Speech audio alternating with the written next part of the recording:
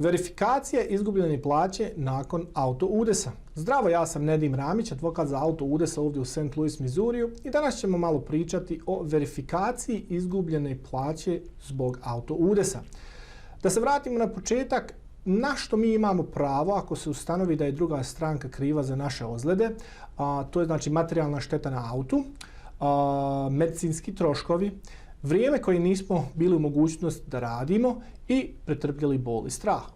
Osiguravajuće kuće plaćaju na osnovu objektivnih nalaza, to jeste papira, moramo im nešto pokazati, moramo im reći hej, medicinski račun je toliko i toliko, nisam bio u mogućnosti da radim 7 dana i evo izgubio sam toliko i toliko.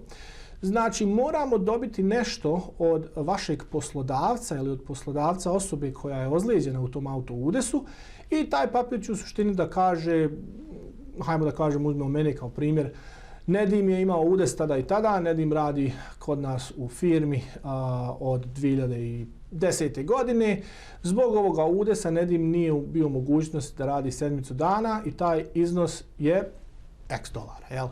Znači moramo da imamo nešto napismeno da bi osiguravajuće kuće isplatile taj iznos, jer oni plaćaju, kao što sam rekao, na objektivnim nalazima.